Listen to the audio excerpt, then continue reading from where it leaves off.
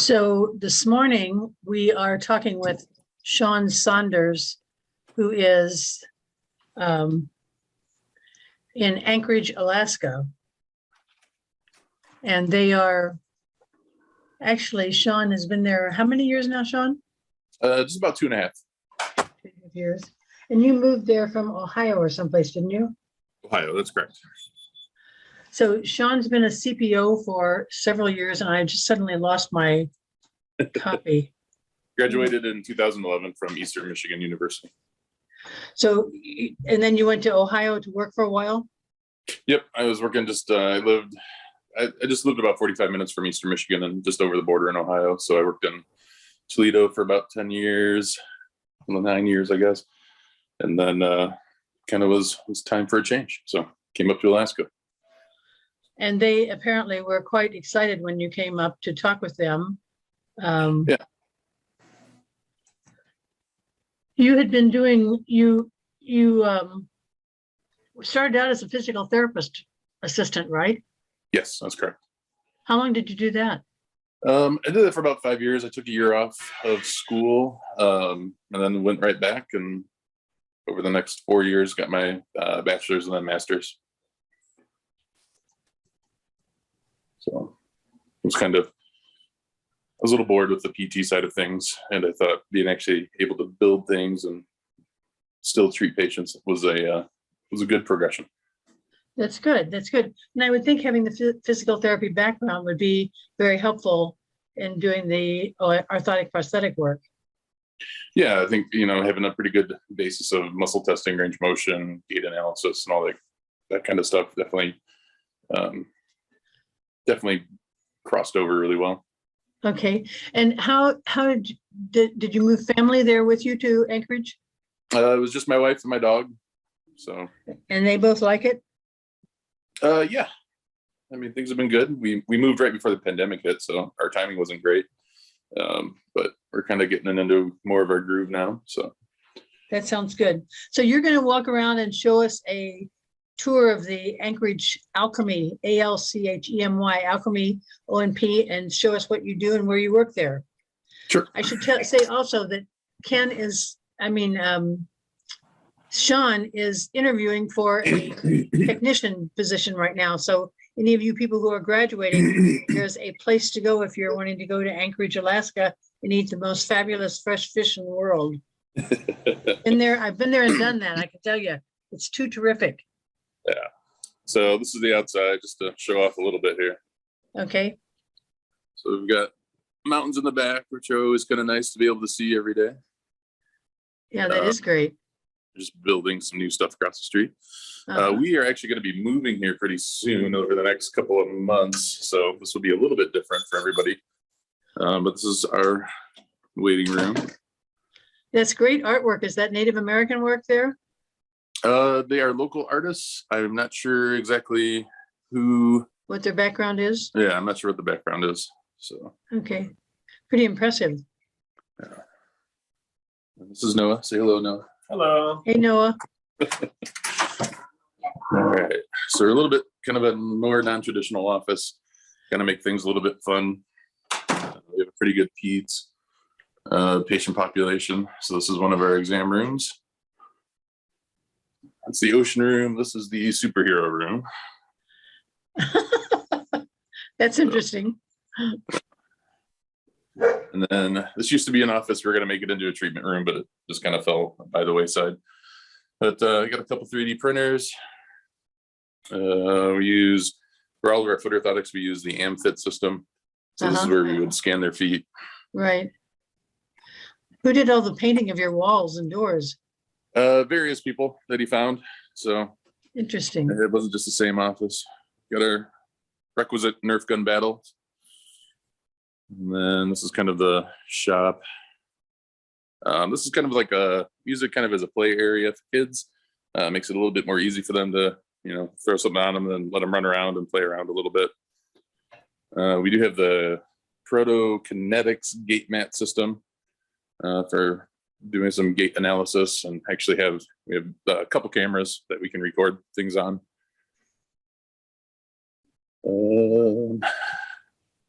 So this is the AmFit scan, or the actual carver unit for the foot orthotics. Mhm. So they start out just with the blank, and then we end up with the base of the foot orthotic itself. So we don't spend too much time messing around with foot orthotics. We got a little Velcro welder, so we make all of our own straps. We don't have to sew too much.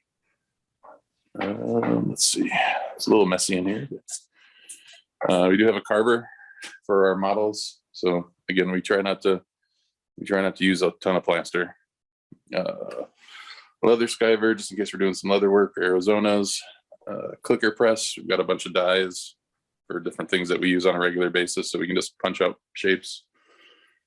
Laser scanner, or laser engraver and cutter is kind of buried under there, but we use that again to cut out some shear band dots and just a variety of things.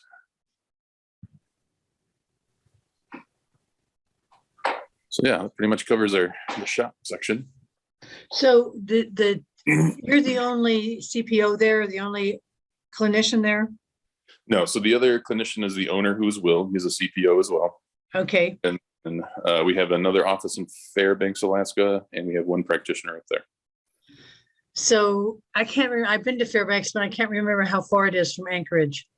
It's 250 miles, so it's a 6-hour drive through Denali, if that's interests you, and then or a 45-minute flight.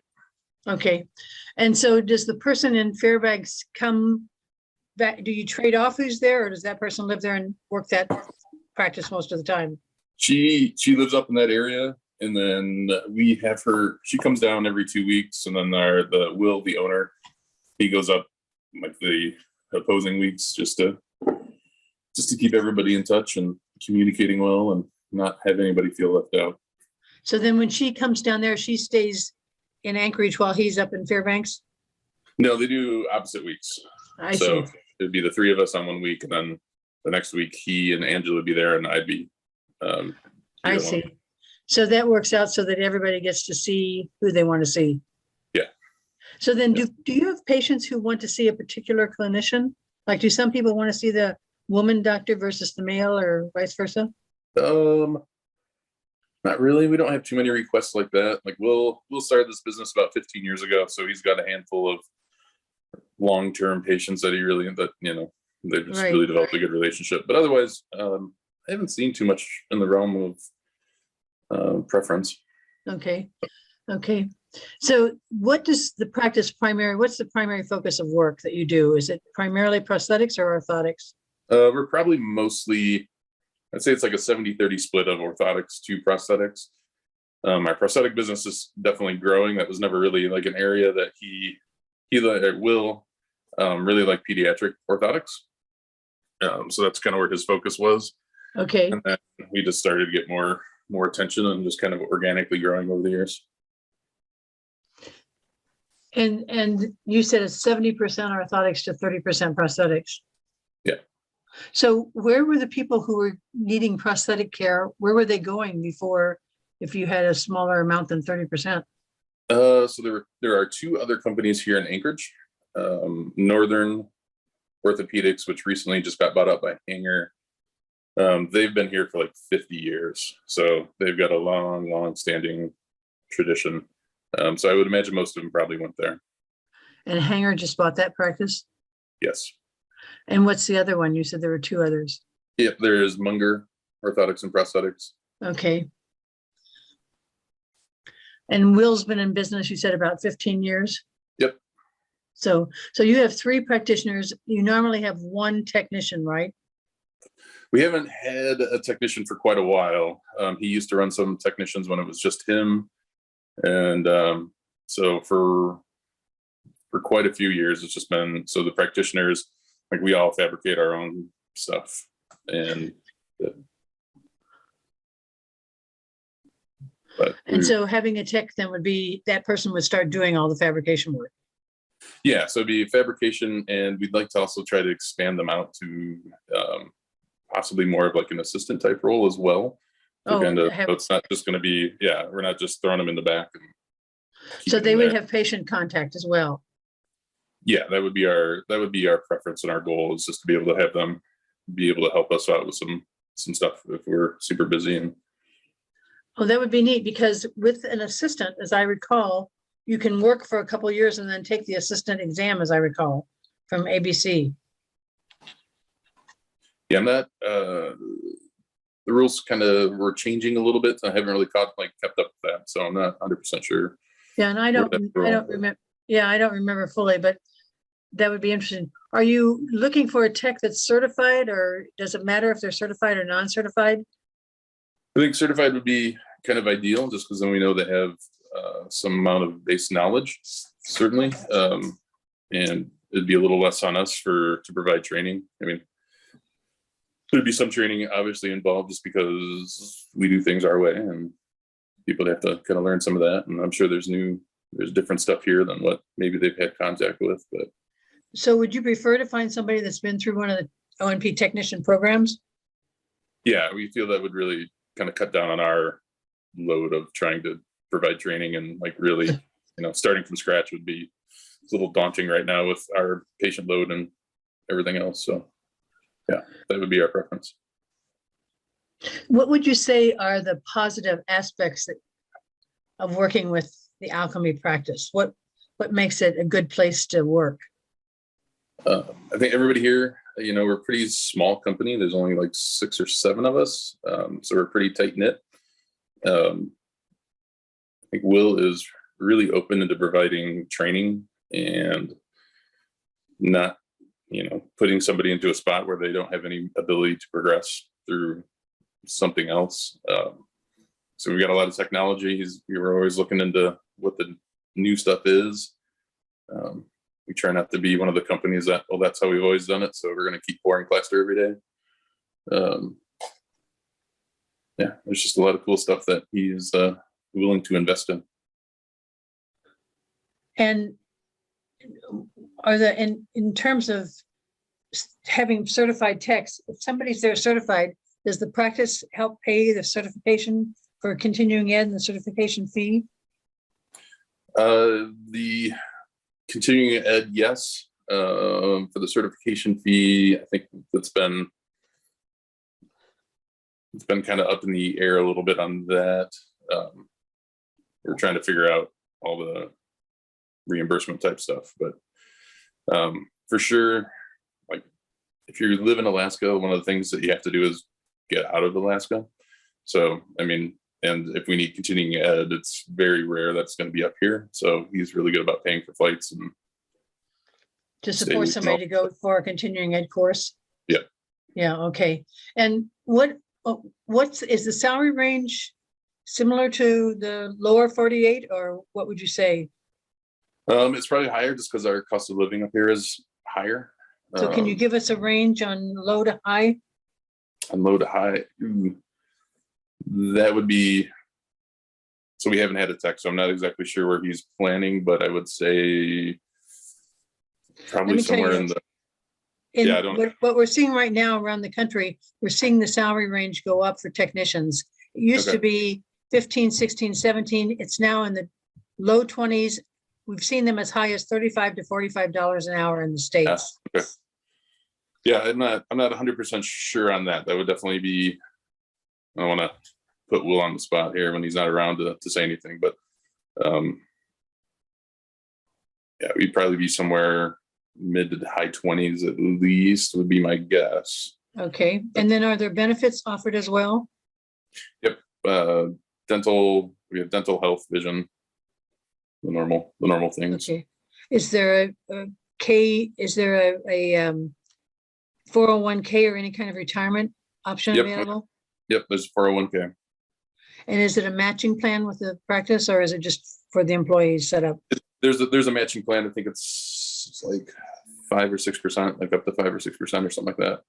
Okay. So if one of the students was interested in talking with you about that job and interviewing for the technician job, would you do a Zoom interview with that person? If they would contact you and do a Zoom interview? Yep, that's how we've been handling interviews, is Zoom, just so we can kind of get a face with the name and all that stuff. So okay. Yeah, and if we could just get a resume would be nice, just so we have a little bit of background information. right before you talk with them. And let's say that somebody wanted to come up there. Is there relocation expenses provided? That's been on a kind of case by case basis. It's definitely has been provided. So that would So if be. you have somebody that sounds really good when you interview them and you are kind of excited about it, would you fly them up there first to have them meet you and talk with you in person? Yep. And Yeah, then, we'd have- and if you decide to do it, there, the possibility of relocation is definitely an option. Yes. Yep. Okay. So then tell us about a little bit about Anchorage, Sean, and what I haven't been there in a long time. It's been probably 20 years since I was there. So tell us about Anchorage. And we saw the mountains when you went outside. What else? What do you do there? Play hockey? I don't play hockey. There is a ton of hiking, mountain biking in the winter. There's some like 40 or 60 miles of groomed, lit cross-country skiing trails. Just 45 minutes. The city maintains. I don't think it's a city. There's a ski group. And they like maintain those trails. Trails, yep. Fishing, like world-class fishing. If you like salmon, you can catch. I think we have one of the only urban rivers that has king salmon runs in the summer. So you can catch king salmon downtown if you want, or just a little bit of some drives. You can do some world-class halibut fishing for 100+ pound halibut. Hunting, if you're big into hunting, moose is a really good wild game. Bear, if you're feeling like shooting a bear, I guess. But mostly, like outdoor stuff here is definitely a big focus. I mean, people ride fat tire bikes all year round, winter. Yeah, it's just kind of it's a cool city. There's, it's not too, other than housing's a little pricey here, but the cost for goods is about the same as the lower 48. Okay. You start getting out to really remote areas, it starts getting a little expensive, but everything comes through Anchorage first. So our costs aren't too bad. So then if you tell us a little bit, what's the normal average temperature in the summertime there? Summertime, about like mid 60s to like low 70s. And how about winter?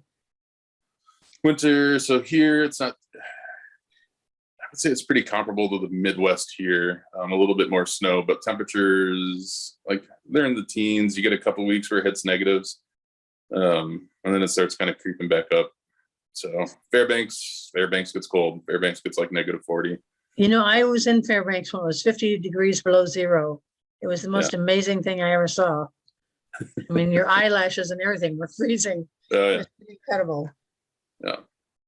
But the summers are pretty wild. We have sunlight from 4 a.m. till 1 a.m. pretty much. Right. Right. Do you see the Northern Lights there a lot? So not so much in Anchorage. We're just a little too far south, and there's too much light here. It's too big of a city. I have seen them here, but Fairbanks has amazing Northern Lights. Yeah.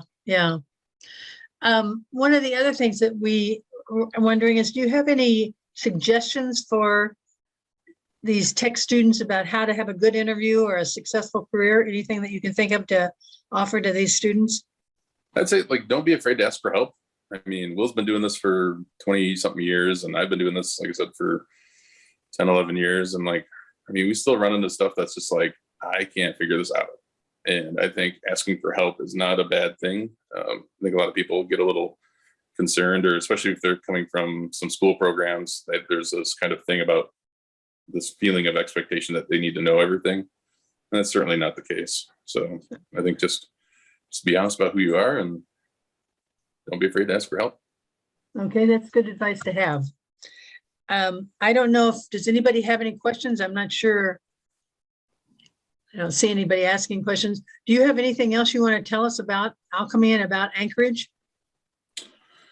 I think it's a really great place to work, at least practitioner side. I mean, I was going from on call every other night, every other weekend, putting 25,000 miles on my car a year, to pretty much just we're in the office, we're doing work. We're not dealing with a bunch of hospitals. There's, just been a really great transition. The team here is really good, and it's a really beautiful place. So. And so I can send your name and email address out to the programs to let them know that there's an opening for a technician. If somebody wants to send their resume to you, they can do that. That'd be great. That would be great. I don't see any comments from anybody, so I think that we will let you go. This has been very informative and very helpful. All right, great. Thank you We so much. appreciate it, Sean. Thank you. No problem. Thank you. Bye. Thanks, Sean. You're welcome.